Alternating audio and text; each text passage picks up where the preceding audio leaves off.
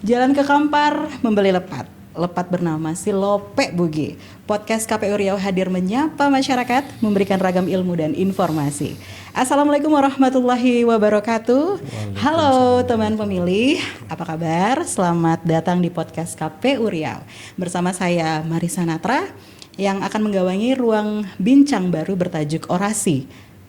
Obrolan seputar demokrasi yang kami hadirkan untuk memberi informasi kepemiluan secara lebih dekat, lebih mudah dipahami dan tentu saja lebih menyenangkan. Ini adalah episode perdana sebuah langkah baru KPU Riau untuk memperluas jangkauan edukasi kepemiluan kepada masyarakat, khususnya masyarakat Provinsi Riau, dari daratan hingga pesisir, dari Indragiri hingga Kepulauan Meranti. Nantinya podcast ini akan menghadirkan narasumber-narasumber yang tentunya kompeten di bidangnya masing-masing sesuai dengan tema yang akan kita angkat setiap minggunya. Seperti halnya kali ini, kita menghadirkan salah seorang akademisi yang sudah tidak asing lagi tentunya di bumi lancang kuning ini ya. Karya ilmiah beliau juga sudah banyak diterbitkan dan membuka khasanah pengetahuan yang luar biasa untuk kita semua, khususnya dalam bidang hukum. Langsung saja kita sapa dengan hormat Prof. Edo Kondologit. Apa kabar Prof. Edo? Terima kasih Mbak Marisa. Sehat sekali sepertinya. Iya, segar selalu ya. Karena selalu memberikan manfaat kepada orang banyak. Amin, ya Wes, terlihat seperti itu. Baik, langsung saja nih Prof. Edo. Di 2024 yang lalu, MK telah menerbitkan sebuah putusan. Kalau saya tidak salah, dan ini harus benar ini, nomor 135 PUU strip 22 Romawi garing 2024 yang intinya membentuk pemisahan jadwal pemilu nasional, dalam hal ini pemilu untuk presiden, DPR, dan DPD dengan pemilu daerah, gubernur, bupati, wali kota, dan DPRD itu terpisah dengan jeda waktu 2 hingga 2,5 tahun. Seperti itu. Nah, langkah ini memang awalnya dipandang sebagai jawaban atas beban berat pemilu. Betul ya Prof ya? Betul. Di tahun 2019 dan 2024 sama-sama dirasakan bahwa itu cukup terasa berat. Nah, helatan akbar tersebut dianggap menyisakan semacam residu lah ya, seperti kelelahan yang berlebihan atau terasa luar biasa bagi penyelenggara, sehingga lahirlah putusan ini yang dianggap sebagai solusi agar penyelenggara lebih fokus. Nah, begitu. Nah, kehadiran Prof di sini kami pengen tahu bagaimana menurut Prof Edo, apakah pemisahan pemilu ini benar-benar menguatkan demokrasi atau justru membuka resiko baru dalam tata kelola kekuasaan? Gimana Prof Edo? Begini ya Mbak Marisa ya, putusan ini adalah menyangkut keserentakan ya pemilu 2029, di mana nanti pada pemilu 2029 berbeda halnya dengan pemilu 2024, kemungkinan tidak akan muncul lagi istilah pilkada.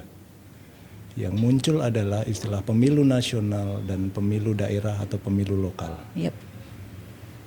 Perhelatan pilkada yaitu pemilihan kepala daerah, gubernur, bupati, dan wali kota akan digabung dengan pemilu anggota DPRD provinsi dan pemilu anggota DPRD kabupaten kota. Nah, di situ akan tentu ada konsekuensi tersendiri ya. Tadi pertanyaannya adalah apakah itu akan menjadi dorongan atau pemerkuatan demokrasi? Atau justru ada resiko di situ Pasti. dalam perubahan tata kelola kekuasaan di situ Pak Prof? Seperti satu keping mata uang, ada resiko, ada pemerkuatan ya di situ. Ini contohnya pemerkuatan dalam hal pelembagaan partai politik. Dengan tahapan yang sangat padat di 2024, marginnya kan hanya 1 tahun ya. Itu amat sangat merepotkan KPU. Dan juga parpol sendiri, terutama dalam perekrutan kadernya.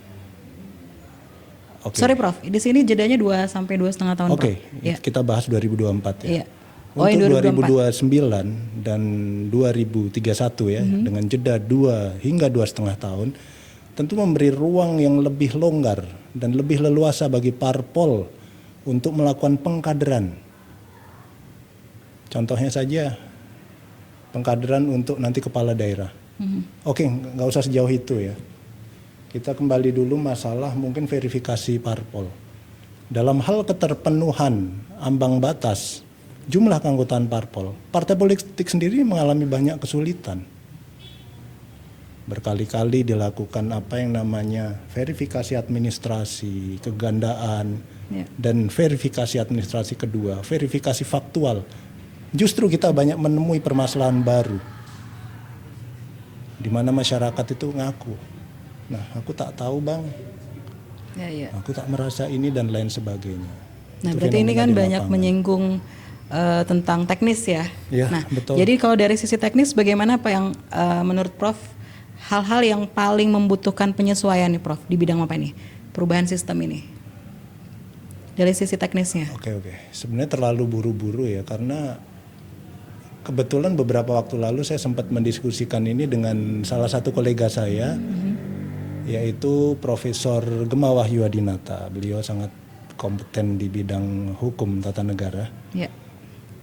Bahwa putusan MK ini adalah putusan yang berkategori non self, saya agak lupa nih, non self implementation. Artinya putusan ini tidak bisa langsung secara ujuk-ujuk diimplementasikan. Butuh yang namanya aturan pelaksana. Seperti apa? Ya undang-undang tentunya. PR-nya begitu banyak.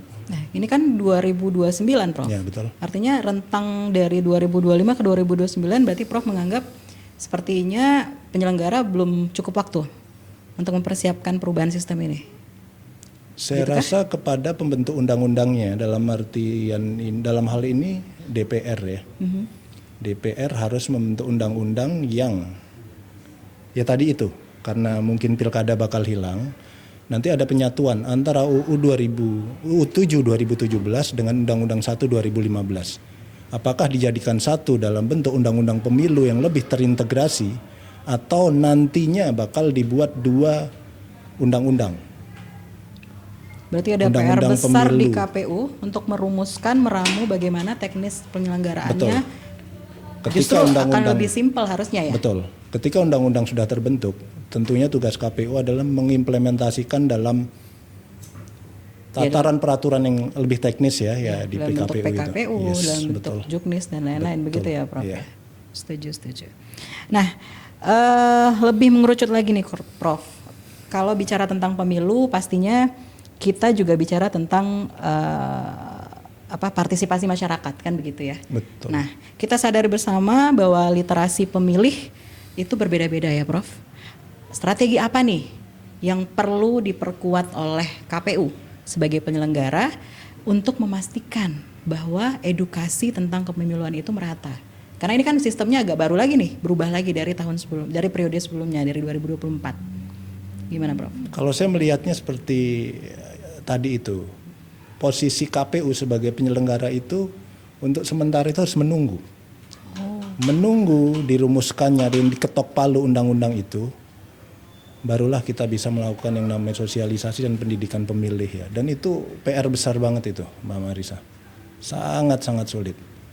Ya setidaknya Prof dari lingkar luar nih, memandang KPU sebagai penyelenggara nantinya, kira-kira strategi apa yang harus dikuatkan gitu untuk meningkatkan atau memastikan edukasi pemilu itu bisa merata Prof. Karena itu tadi saya bilang di awal bahwa literasi pemilih itu berbeda-beda. Bukan kita mendiskreditkan atau memandang rendah pemilih Indonesia, kan nggak begitu juga. Tapi fakta di lapangan memang angka partisipasi itu juga agak terseok-seok lah, bisa dikatakan begitu Prof. Gimana Prof? Atau nanti saja? Atau nanti saja ya, mungkin dalam sesi yang lain. Nanti saja ya, nanti ya, okay. Prof rumuskan di rumah bagaimana strategi idealnya untuk bisa. Iya, karena ini kan harus kita diskusikan dulu ya Mbak ya. Setuju. Dengan beberapa kolega saya. Baik. Dan sebagai closing statement nih Prof, apa pesan penting yang akan disampaikan kepada masyarakat, khususnya masyarakat Riau nih, agar tetap percaya pada proses pemilu dan terlibat aktif? Bahwa ini pendapat pribadi ya Mbak Marisa ya, pemilu, proses demokrasi Itu bukanlah tujuan. Itu hanyalah proses menuju terbentuknya, dihasilkannya para pemangku kebijakan yang kompeten dan tata kelola pemerintahan yang bersih. Dan yang gak kalah penting kalau menurut saya, lebih dari demokrasi itu sendiri adalah adanya supremasi hukum yang nantinya akan terbentuk. Ada istilah begini, demokrasi tidak pernah menjanjikan kesejahteraan. Yang menjanjikan kesejahteraan adalah negara.